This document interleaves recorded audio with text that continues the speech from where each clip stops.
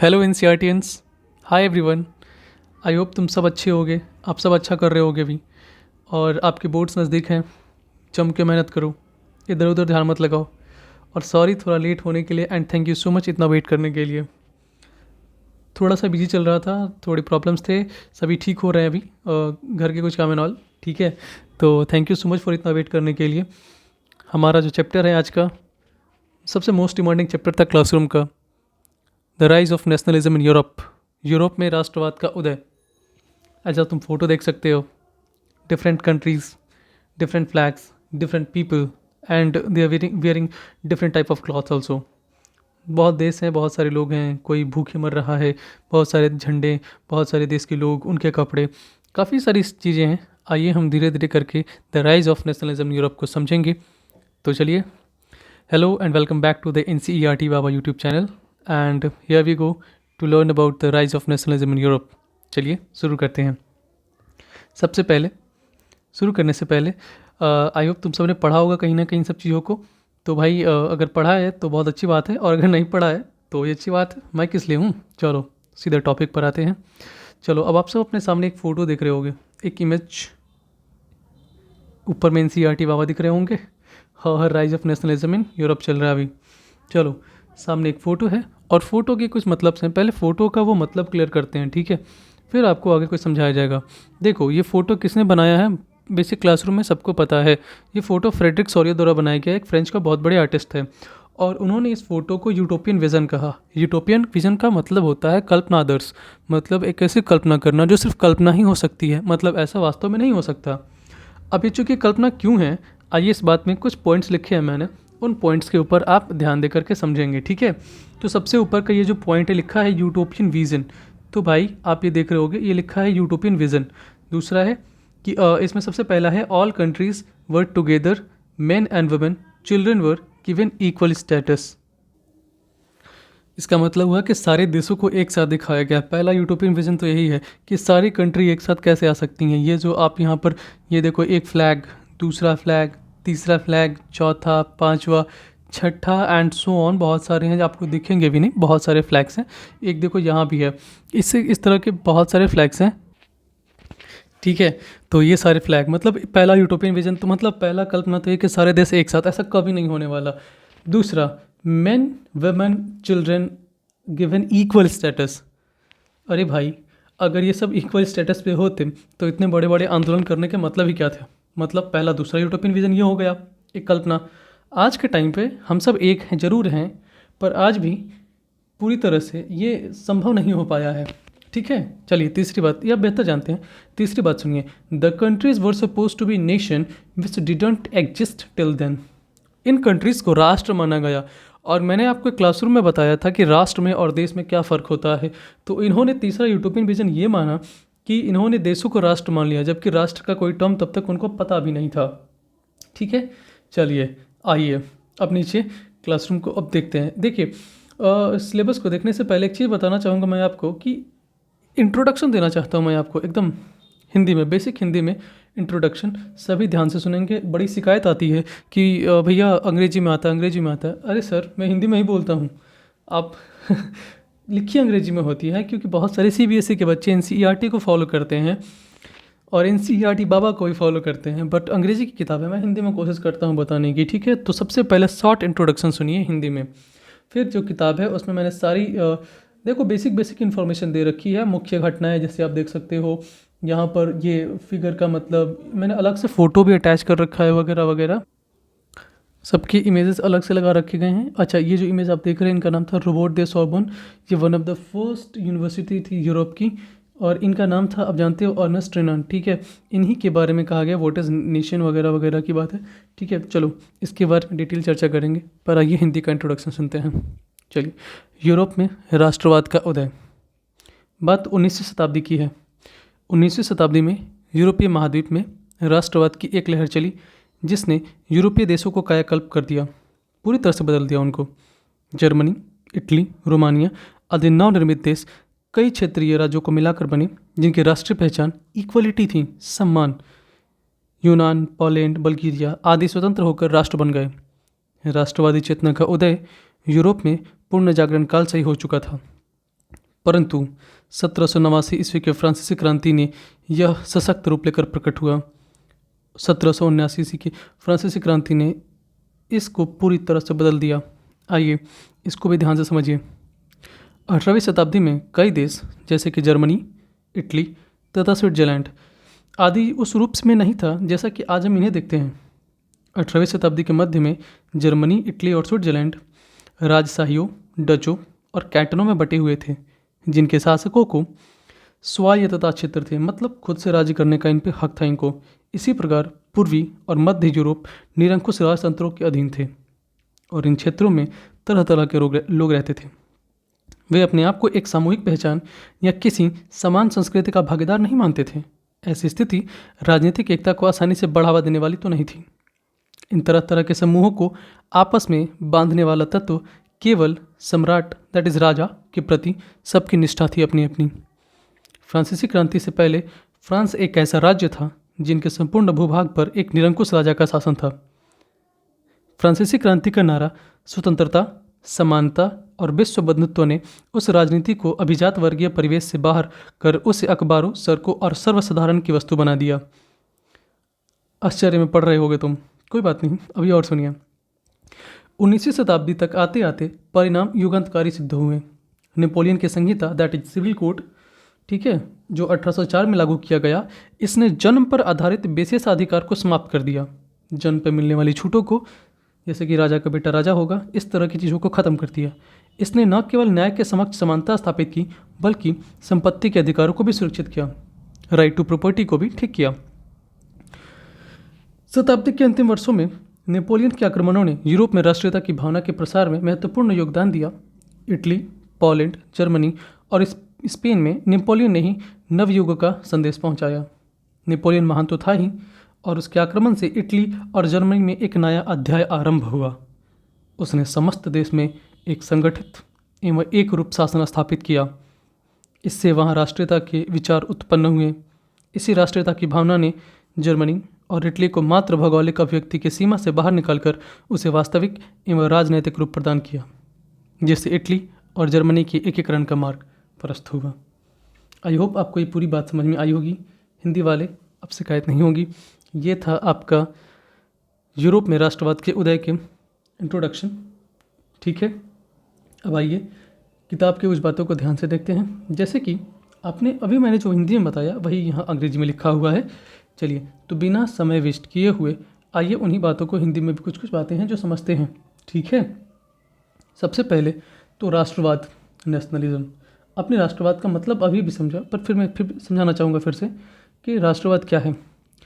ये मैंने खुद से एक डिफिनेशन तैयार की है अभी तक अपनी समझ से, और आप यही डिफिनेशन का इस्तेमाल भी करेंगे अगर आपको अच्छी लगे तो।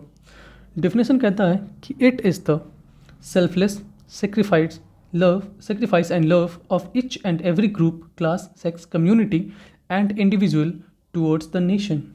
This is the moment of being independent, know the worth of their right and etc. Hindi में राष्ट्रीयता, राष्ट्रवाद, ये एक त्याग है, बलिदान है और प्यार है। सिर्फ किसी एक व्यक्ति का नहीं, सिर्फ किसी ग्रुप क्लास का नहीं, हर किसी का, हर ग्रुप के, हर क्लास के, हर वर्ग के, हर जात के, हर इंडिविजुअल के, अपने अपने सबका अपना त्याग है, अपना प्यार है, अपना बलिदान है अपने राष्ट्र के प्रति। दिस इज़ द मूवमेंट, ये एक आंदोलन था, ये एक तरह की मूवमेंट थी जो स्वतंत्र होने के लिए चलाई गई थी, अपने अधिकारों को जानने के लिए चलाई गई थी, और ये अधिकार जानना हमारा सर्वोपरि हक था, ठीक है। किताब समझ में आया। चलिए, इसी के बाद में एक वर्ड आता है जिसका मतलब है सोवेनिटी। आपने आए दिन अपने संविधान में इस शब्द को सुना होगा। इसका मतलब होता है सोवेनिटी का the power that a country has to control its own government and independent from other rulers. एक ऐसी शक्ति का उस राष्ट्र को मिलना जो अपनी सरकार चला सके, जहाँ के लोगों को अपना हक मिल सके, उनके समान एक लॉ बन सके, उनके लिए एक अधिकार हो, समान रूप से बोलने का, चलने का, घूमने का, फिरने का, संप्रभु बनाया जाए और इन पे किसी दूसरे का शासन नहीं हो, ठीक है। राष्ट्र के स्वयं अपना शासन चलाने की शक्ति, इसी को हम संप्रभुता कहते हैं, प्रभुसत्ता कहते हैं। आइए अब समझेंगे फ्रांसीसी क्रांति और राष्ट्र का विचार। पहला topic, the French revolution and the idea of the nation. चलिए, अंग्रेजी में लिखा हुआ है, सीधे सीधे हिंदी में समझते हैं इसको। बिना टाइम वेस्ट किए हुए देखिए, कहता है कि the first clear expression of nationalism came with the French revolution 1789। राष्ट्रवाद की जो पहली अभिव्यक्ति थी, जो पहला ठीक था, वो 1789 में फ्रांसीसी क्रांति के साथ हो गया था। मैंने अभी बताया, जैसा कि आपको याद होगा कि 1789 में फ्रांस एक ऐसा राज्य था जिसके संपूर्ण भूभाग पर एक निरंकुश राजा का आधिपत्य था, वगैरह वगैरह, अभी बताया था मैंने। ठीक है, यही बातें फिर से दोहराई गई हैं।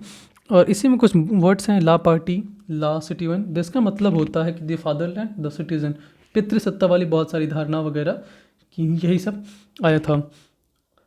इसमें कुछ चीज़ें हैं जो आपको जाननी चाहिए, वो है ये देखिए। सबसे पहले, the east state general was elected by the body of active citizens and renamed the national assembly.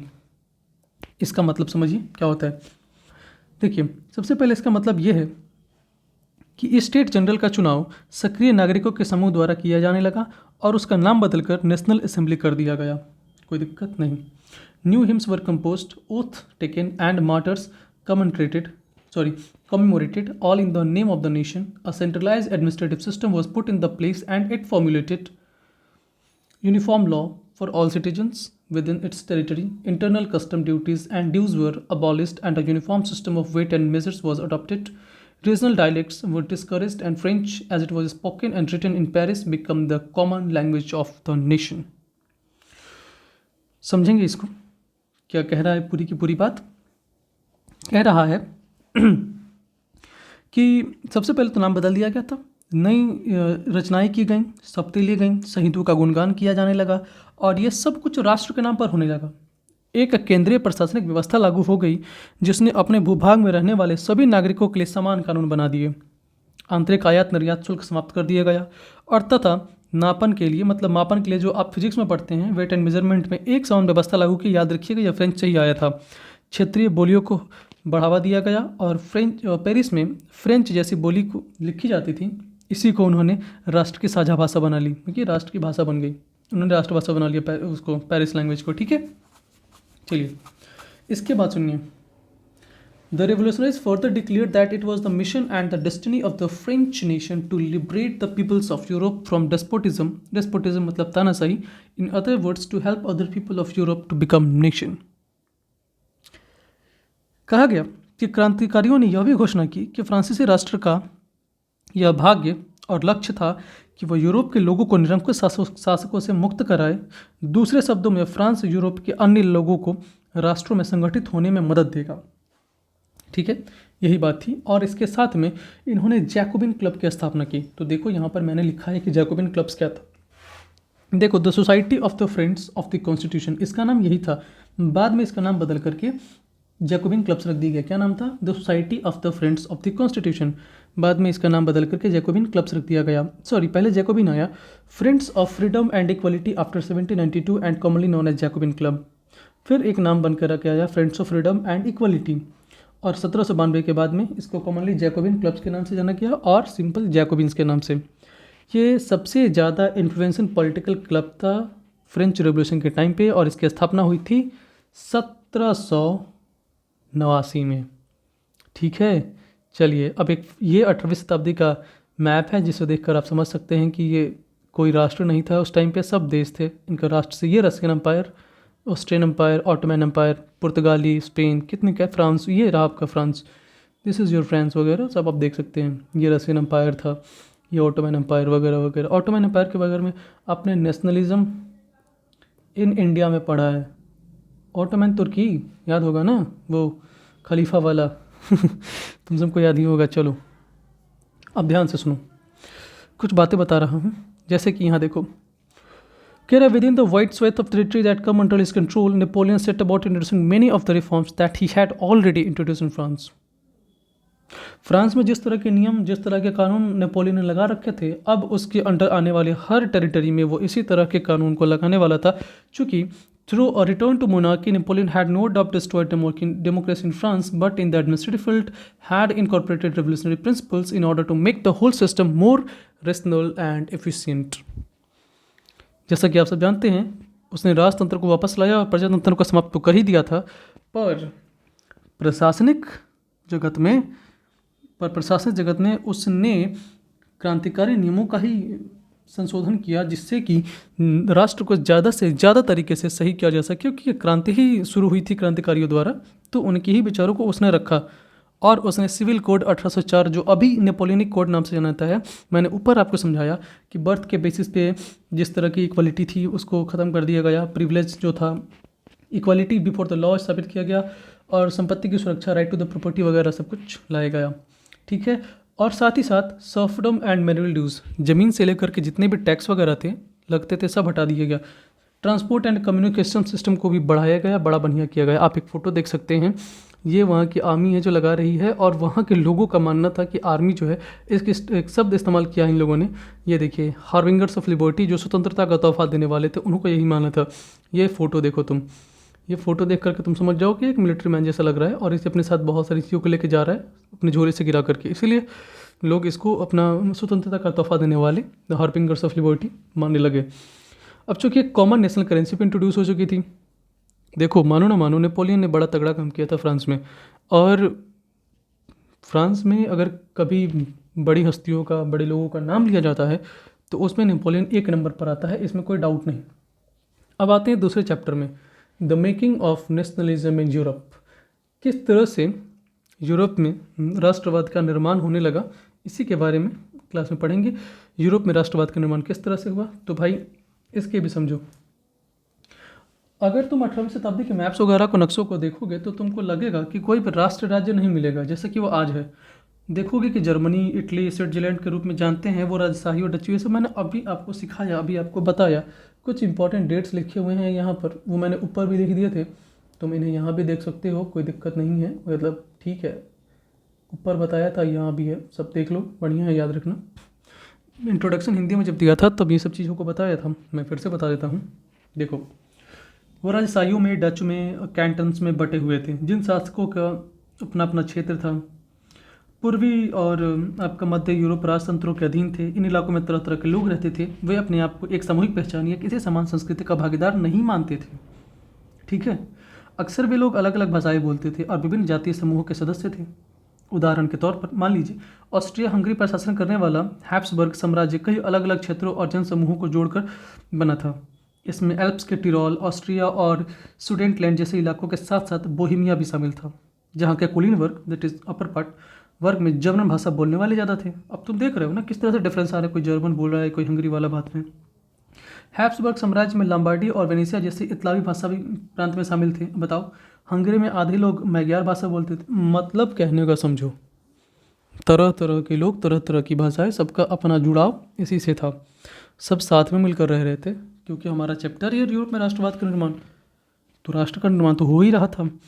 अब आगे समझो, कह रहा है कि जैसे कि यहाँ पे इनको अगर तुम देखोगे तो the aristocracy and the new middle class, इसको कहने से पहले पहले इसको ऊपर थोड़ा थोड़ा समझेंगे क्या क्या पूरी बातें।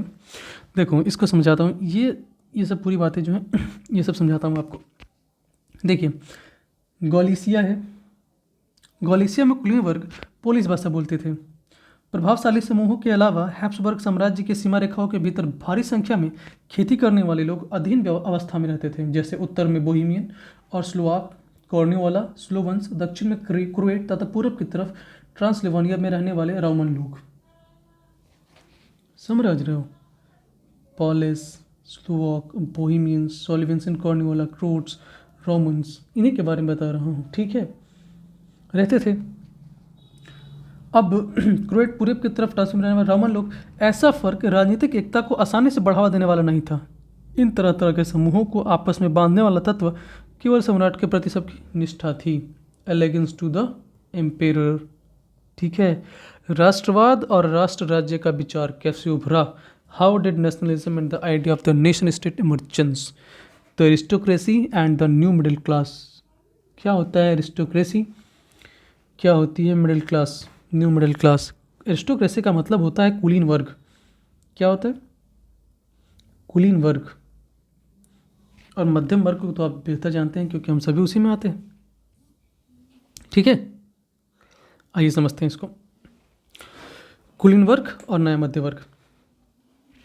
Socially and politically, a landed aristocracy was the dominant class on the continent. The members of this class were united by a common way of life that cut across regional division. They owned a state in countryside and also townhouses. They spoke French for purpose of diplomacy and in high society. समझ रहे हो? They spoke French for purpose of diplomacy and in high society. वगैरह ठीक है. Their families were often connected by ties of marriage. This powerful aristocracy was, however, numerically a small group. छोटे group थे. The majority of population was made up of peasantry. To the west, the bulk of the land was farmed by the tenants and small owners, while in Eastern and Central Europe, the pattern of landholding was characterized by vast estates which were cultivated by serfs. Hindi में समझिए. सामाजिक और राजनीतिक रूप से जमीन का मालिक कुलीन वर्ग यूरोपीय महाद्वीप का सबसे प्रभुत्वशाली वर्ग था. इस वर्ग के सदस्य एक साझा जीवन शैली से बंधे हुए थे जो क्षेत्रीय विभाजनों के आर पार व्याप्त थी. वे ग्रामीण इलाकों में जायदाद और शहरी हवेलियों के मालिक थे. राजनीतिक कार्यों के लिए उच्च वर्गों के बीच फ्रेंच भाषा का प्रयोग करते थे. उनके परिवार अक्सर वैवाहिक बंधनों में आपस में जुड़े होते थे, मगर यह शक्तिशाली कुलीन वर्ग की संख्या लिहाजे से एक छोटा समूह था. जनसंख्या के अधिकांश लोग कृषक थे. पश्चिम में ज़्यादातर जमींदार पर किराएदार और छोटे काश्तकार खेती करते थे, जबकि पूर्वी और मध्य यूरोप में भूमि विशाल जागीरों में बटी थी जिस पर भूदास खेती करते थे. समझ में आया? इसको कहते हैं भूदास. भूदास का मतलब होता है बच्चों भूमि का दास होना, भूमि जोड़ दास. वही अपनी पुरानी टेक्निक, शब्दों को तोड़ो और उनको समझो. अब देखो, in western part of Central Europe, the growth of industrial production and trade meant the growth of towns and emergence of commercial classes whose existence was based on production for the market. Industrialization began in England. सुनो, ये सारी अंग्रेजी बातें हैं यहाँ तक. इन सब का मतलब मैं आपको समझाता हूँ, ध्यान से समझिए. कहता है, पश्चिमी और मध्य यूरोप के हिस्सों में औद्योगिक उत्पादन और व्यापार में वृद्धि से शहरों का विकास और वाणिज्यिक वर्गों का उदय हुआ जिनका अस्तित्व बाजार के लिए उत्पादन पर टिका था. समझे? इंग्लैंड में औद्योगिकरण 18वीं शताब्दी के दूसरे भाग में आरंभ हुआ, लेकिन फ्रांस और जर्मनी के राज्यों में कुछ हिस्सों में यह 19वीं शताब्दी के दौरान ही हो गया था. समस्या हो गई थी. इस प्रक्रिया के फलस्वरूप नए सामाजिक समूह अस्तित्व में आए. श्रमिक वर्ग के लोग और मध्य वर्ग जो उद्योगपतियों, व्यापारियों और सेवा क्षेत्र के लोगों से बने थे, वे मध्य और यूरोपीय में इन समूहों का आकार 19वीं शताब्दी के आसपास 19वीं शताब्दी के आसपास अंतिम दशकों तक छोटा हो चुका था.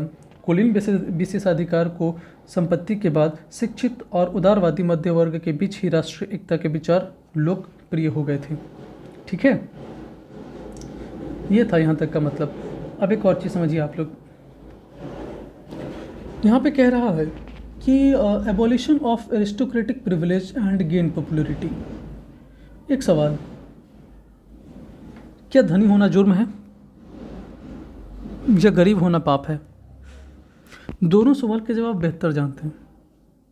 किसी धनी का या किसी गरीब का किसी बेहतर विकल्प को देना कहीं से भी सही चीज़ नहीं है. जस्ट तुम गरीब हो तो आपको समाज में सबसे ऊपर रख दिया जाए, और आप अगर धनी हैं तो समाज में सबसे नीचे करते. ये आपका व्यवहार है, ये आपका सोच है, ये आपकी प्रतिष्ठा है समाज में, जो आपको ऊपर और नीचे की तरफ लेकर जाती है.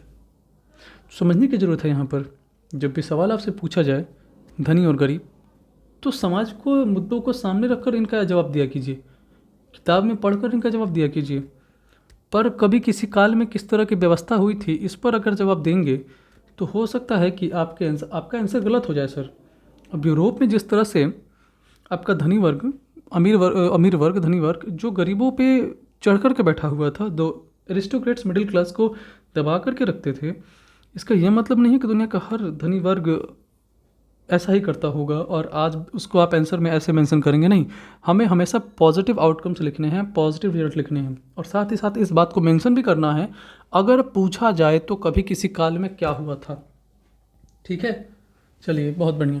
आइए अब हमारा टॉपिक है what did liberal nationalism stand for.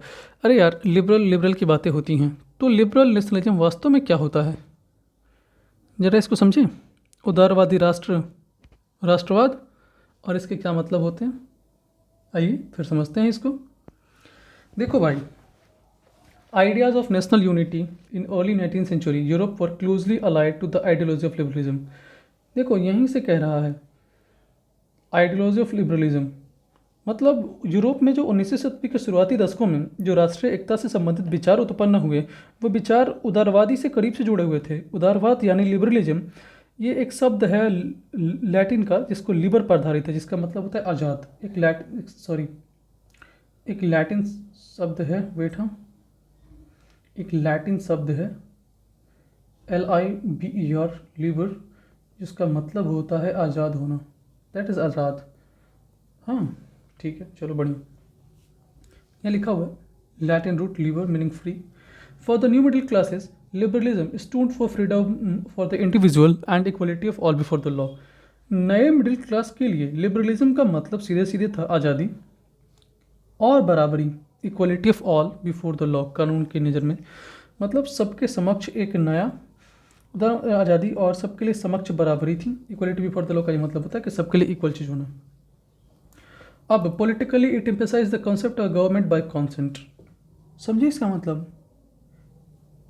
नहीं, इसका देखो मैं मतलब समझाता हूँ आप लोगों को। कह रहा है कि politically it emphasised the concept of government by consent.